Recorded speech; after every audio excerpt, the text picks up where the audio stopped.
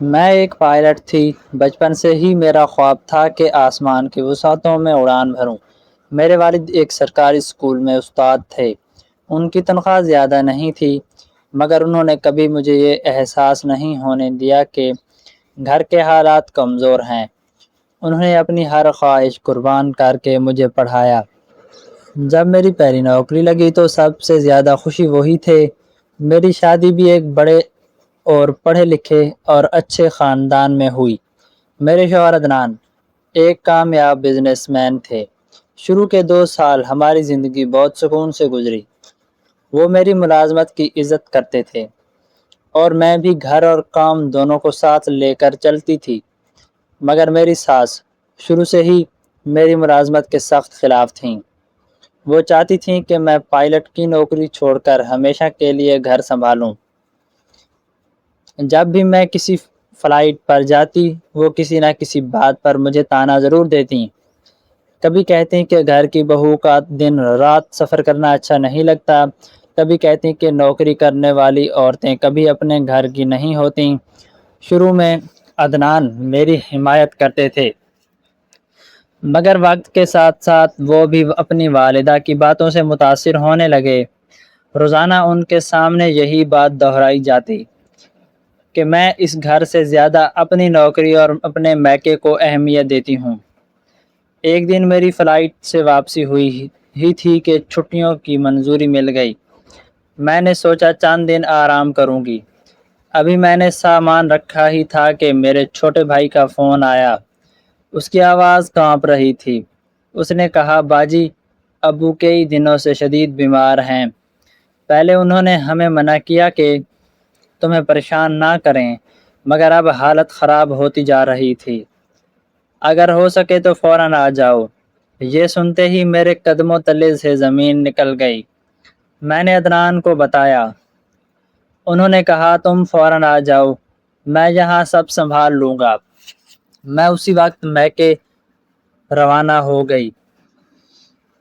گھر پہنچی تو ابو کو دیکھ کر میری آنکھوں سے آنسو نکل آئے۔ چند ہی دنوں میں وہ بہت کمزور ہو چکے تھے۔ پہلے ہمیشہ ہنسنے والے انسان اب خاموش لیٹے تھے۔ میں نے ان کا ہاتھ پکڑا تو انہوں نے بمشکل آنکھیں کھولیں اور مسکرا کر بولے، بیٹا تم آ گئی، اب مجھے کچھ نہیں ہوگا۔ میں نے فیصلہ کیا کہ جب تک ابو کی طبیعت بہتر نہیں ہو جاتی میں واپس نہیں جاؤں گی۔ میں خود انہیں دوا دیتی، کھانا بناتی اور رات بھر ان کے پاس بیٹھی رہتی۔ پہلے دن عدنان نے فون کیا، ابو کی طبیعت پوچھ، اچھے سے بات کی۔ دوسرے دن بھی کیا۔ تیسرے دن ان کا لہجہ کچھ بدلا بدلا لگا۔ انہوں نے کہا، آخر کب تک وہیں رہیں گے؟ میں عدنان کا لہجہ محسوس کر کے سمجھ گئی تھی کہ میری ساس اس کے کان بھر رہی تھی، کیونکہ جب عدنان مجھ سے فون پر بات کر رہے تھے ان کا سپیکر آن تھا، ساس ساتھ بیٹھی تھیں۔ وہ بار بار عدنان سے کہہ رہی تھیں کہ دیکھ لیا، جیسے ہی موقع ملا یہ تمہیں چھوڑ کر چلی گئی۔ آج باپ کی بیماری کا بہانہ، کل نوکری کا بہانہ ہوگا، مگر اس کے لیے ہمیشہ یہ گھر آخری ترجیح ہی رہے گا۔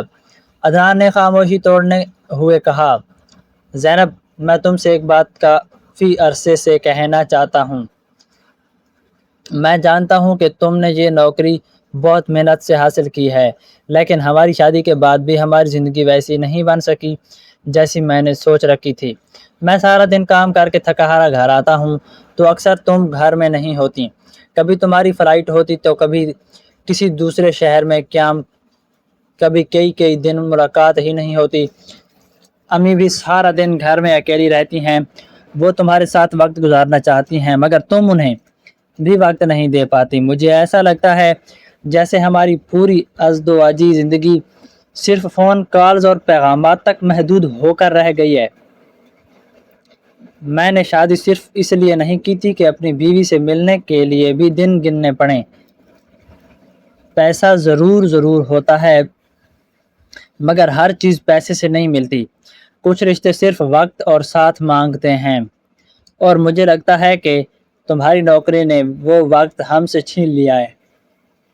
ایسا کہہ کر عدنان نے فون کاٹ لیا۔ ادنان کی باتیں سن کر میں عجیب سے دوراہے پر کھڑی ہو گئی۔ ایک طرف میرا شوہر اور میرا سسرال تھا، دوسری طرف میرے بیمار والد۔ میں اچھی طرح جانتی تھی کہ اگر میں فوراً واپس نہ گئی تو عدنان اور میری ساس مجھ سے ناراض ہو جائیں گے، مگر مجھے یہ بھی یقین تھا کہ ناراضی ہمیشہ نہیں رہتی۔ عدنان کا مزاج میں جانتی تھی، وہ جلد غصہ کرتے تھے تو جلد مان بھی جاتے تھے۔ مجھے دل ہی دل میں امید تھی کہ چند دن بعد جب ابو کی طبیعت سنبھل جائے گی تو میں واپس گھر جا کر انہیں سب کچھ محبت سے سمجھا دوں گی اور وہ میری بات مان جائیں گے۔ لیکن اس وقت میرے لیے سب سے بڑا سوال یہ تھا کہ اگر خدا نخواستہ میرے والد کو کچھ ہو گیا اور میں ان کے آخری معاف نہیں کر سکوں گی۔ یہ احساس مجھے اندر ہی اندر کھائے جا رہا تھا کہ ایک بیٹی ہونے کے ناطے اس مشکل وقت میں اپنے والد کا ساتھ چھوڑ دینا شاید میری زندگی کی سب سے بڑی غلطی بن جائے۔ اسی لیے میں نے خاموش رہ کر اپنے دل کی آواز سنی اور فیصلہ کیا کہ پہلے اپنے والد کی خدمت کروں گی۔ مجھے ہرگز اندازہ نہیں تھا کہ میرے اس فیصلے کی قیمت پوری ازدواجی زندگی بن جائے گی۔ میں اپنے والد کی خدمت میں مصروف تھی اور مجھے اندازہ بھی نہیں تھا کہ میرے پیچھے میرے رشتے کے خلاف ہر طرح زہر گھولا جا رہا ہے۔ انہی مسلسل باتوں اور غلط فہمیوں نے عدنان کو ایسا قدم اٹھانے پر مجبور کر دے گی جس پر بعد میں انہیں خود بھی بہت پچھتاوا ہوگا۔ دوپہر کو پھر عدنان کا فون آیا اور وہی بات دہرا رہے تھے کہ واپس آ جاؤ۔ میں نے کہا ابو کی حالت ابھی بھی نازک ہے، چند دن اور رک جاؤ۔ انہوں نے صرف اتنا کہا ٹھیک ہے، مگر ان کا لہجہ روکھا پھیکا تھا۔ اسی رات تقریباً 10 بجے دروازے پر دستک ہوئی۔ میرا بھائی باہر گیا، کچھ دیر بعد وہ حیران سا واپس آیا۔ اس کے ساتھ ایک ڈرائیور تھا جو میرے گھر سے آیا تھا۔ اس نے پورا سارا سامان اندر رکھ دیا اور کہا صاحب نے یہ سب بھیجا ہے اور یہ لفافہ بھی۔ میں نے حیرت سے لفافہ ہاتھ میں لیا، دل زور زور سے دھڑکنے لگا۔ جیسے ہی لفافہ کھولا میرے ہاتھ کانپنے لگے۔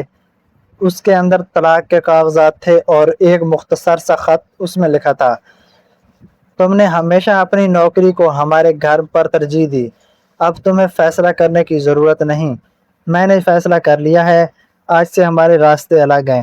میرے لیے سانس لینا مشکل ہو گیا۔ میں زمین پر بیٹھ گئی۔ امی اور بھائی بھی پریشان ہو گئے۔ کسی کو یقین نہیں آ رہا تھا کہ صرف چند دن بیمار باپ کے پاس رکنے پر کوئی شوہر ایسا فیصلہ کر سکتا ہے۔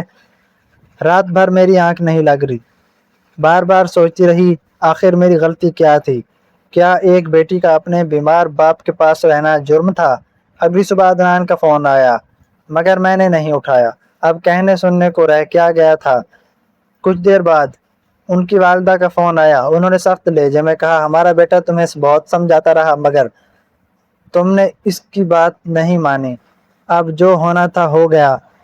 میں نے خاموشی سے فون بند کر دیا کیونکہ ساس اپنی مقصد کا میں کامیاب ہو گئی تھیں۔ 2 دن بعد ابو کی طبیعت کچھ بہتر ہوئی۔ انہوں نے میرے چہرے پر اداسی دیکھی تو پوچھا کیا بات ہے؟ میں نے پہلے ہی کچھ نہیں بتایا مگر انہوں نے ضد کی۔ آخر میں نے ساری حقیقت بتا دی۔ میرے ابو خاموش ہو گئے، ان کی آنکھوں سے آنسو نکل آئے۔ انہوں نے کہا بیٹا میری وجہ سے تمہارا گھر اجڑ گیا ہے۔ میں نے ان کے ہاتھ چوم لیے اور کہا ابو ایسا کبھی مت کیجیے، اگر آج بھی وقت واپس آ جائے تو میں پھر بھی یہی فیصلہ کروں گی۔ آپ میرے باپ ہیں، آپ کو اس حالت میں چھوڑ نہیں سکتی تھی۔ کچھ ہفتے گزر گئے، میں بھی دوبارہ اپنی نوکری پر چلی گئی۔ شروع میں ہر فلائٹ کے دوران دل بھاری رہتا مگر وقت کے ساتھ ساتھ میں نے خود کو سنبھال لیا۔ 6 ماہ بعد میری فلائٹ کراچی سے اسلام آباد جا رہی تھی۔ جہاز میں مسافروں کا استقبال کرتے ہوئے اچانک میری نظر ایک خاتون پر پڑی۔ وہ عدنان کی خالہ تھیں۔ انہوں نے مجھے پہچان لیا۔ فلائٹ ختم ہونے کے بعد وہ میرے پاس آئیں اور کہنے لگیں بیٹا تمہارے ساتھ بہت بڑا ظلم ہوا تھا۔ ہمیں بعد میں پتہ چلا کہ عدنان کی والدہ نے انہیں یہ کہہ کر اکسایا تھا کہ تم اپنے میکے والوں کو ہم سے زیادہ اہمیت دیتی ہو۔ انہوں نے طلاق کے لیے مسلسل دباؤ ڈالا تھا کیونکہ وہ کسی اور سے اپنے بیٹے کی شادی کروانا چاہتی تھیں۔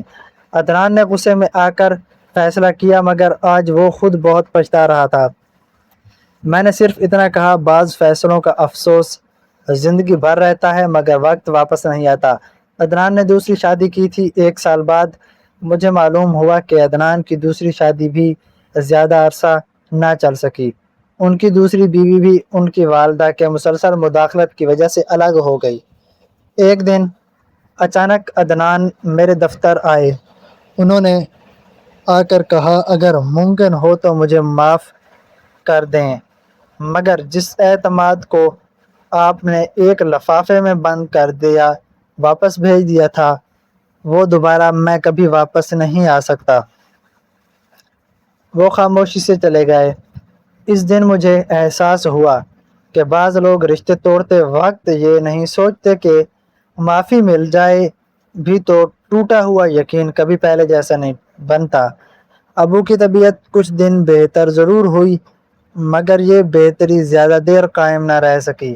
ڈاکٹر نے ایک دن ہمیں الگ لے جا کر دھیمی آواز میں کہا کہ اب ان کے لیے دعا کریں کیونکہ بیماری ان کے پورے جسم کو بہت کمزور کر چکی ہے۔ یہ سنتے ہی میرے قدموں تلے زمین نکل گئی۔ میں نے اپنے آنسو ضبط کیے اور پہلے سے بھی زیادہ وقت ان کے ساتھ گزارنے لگی۔ میں خود انہیں دوا دیتی، وقت پر کھانا کھلاتی، ان کے سر پر ہاتھ پھیرتی اور رات بھر جاگ کر ان کی تیمارداری کرتی۔ دوسری طرف میری اپنی زندگی بھی بھر چکی تھی۔ میرے اندر ایک ایسا طوفان برپا تھا جسے میں کسی کے سامنے ظاہر بھی نہیں کر سکتی تھی۔ میں چاہتی تھی کہ اپنے دکھ پر جی کر رو لوں مگر ہر بار ابو کا چہرہ سامنے آ جاتا اور میں خود کو مضبوط بنا لیتی تاکہ انہیں میری وجہ سے کوئی تکلیف نہ پہنچے۔ ایک رات انہوں نے آہستہ سے میرا ہاتھ اپنے ہاتھ میں لیا اور مجھے اپنے قریب بٹھا لیا۔ ان کی آواز بہت کمزور ہو چکی تھی مگر ہر لفظ میری دل میں اتر رہا تھا۔ انہوں نے کہا، بیٹا اگر میں تم سے آخر بات پوچھوں، ایک وعدہ مانگوں تو انکار تو نہیں کرو گی؟ میں نے روتے ہوئے کہا، فوراً آپ حکم کریں ابو۔ انہوں نے میری آنکھوں میں دیکھتے ہوئے کہا، کبھی خود کو قصوروار مت سمجھنا، تم نے ایک اچھی بیٹی ہونے کا حق ادا کیا ہے۔ اگر تم مجھے اس حالت میں چھوڑ کر واپس چلی جاتی تو شاید میں زندہ رہتے ہوئے بھی سکون نہ پا سکتا۔ اللہ گواہ ہے مجھے تم پر فخر ہے۔ ان کی یہ بات سن کر میں ٹوٹ گئی۔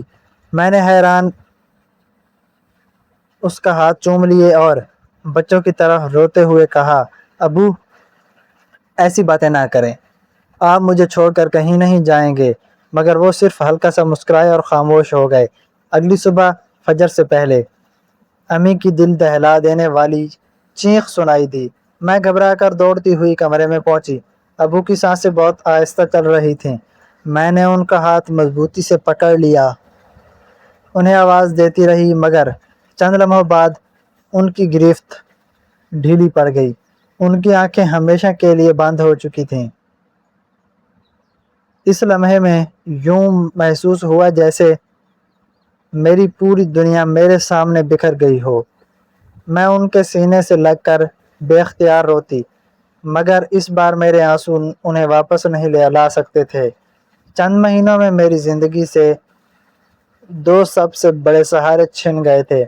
ایک طرف وہ باپ تھا جس نے مجھے انگلی پکڑ کر چلنا سکھایا، اپنی ہر خواہش قربان کر کے میرے خواب پورے کیے، اور دوسری طرف وہ شوہر تھا جس کے ساتھ پوری زندگی گزارنے کے خواب دیکھے تھے۔ ایک نے دنیا چھوڑ دی اور دوسرے نے میرا ساتھ۔ میں ایک ہی وقت میں 2 ایسے رشتوں سے محروم ہو گئی تھی جن کے سہارے میں نے اپنی پوری زندگی کے خواب بنائے رکھے تھے۔ تدفین کے بعد جب سب لوگ اپنے گھروں کو واپس چلے گئے تو گھر کی خاموشی مجھے کاٹنے لگی۔ ابو کا خالی بستر، ان کی اینک، ان کی جائے نماز اور ان کی کتابیں ہر لمحہ مجھے رلاتی تھیں۔ میں گھنٹوں ان کے کمرے میں بیٹھی رہی اور سوچتی رہتی کہ چند دن پہلے تک یہ گھر ان کی آواز سے آباد تھا۔ آج ہر طرف سناٹا کیوں ہے؟ کئی راتیں ایسی گزریں جب میں سو ہی نہ سکی۔ کبھی ابو کی یاد مجھے بے اختیار رلا دیتی، کبھی عدنان کی بے اعتمادی میرے دل میں ایک نیا زخم لگا دیتی، مگر پھر مجھے ابو کی آخری نصیحت یاد آتی کہ خود کو کبھی قصوروار مت سمجھنا۔ انہی الفاظ نے مجھے دوبارہ کھڑا ہونے کا حوصلہ دیا۔ آج بھی جب میں جہاز اڑاتے ہوئے بادلوں کے اوپر پہنچتی ہوں تو بے اختیار آسمان کی طرف دیکھ کر اپنے ابو کے لیے دعا کرتی ہوں۔ میں نے ایک ہی وقت میں اپنا باپ بھی کھو دیا اور اپنا گھر بھی، مگر آج بھی مجھے اپنے فیصلے پر کوئی افسوس نہیں، کیونکہ اگر وقت دوبارہ بھی لوٹ آئے تو میں پھر اپنے بیمار باپ کا ساتھ دوں گی۔ دوستو، کہانی کیسی لگی کمنٹ باکس میں اپنی رائے کا اظہار ضرور کریں اور ہماری کہانی کو لائک ضرور کریں۔ اللہ حافظ۔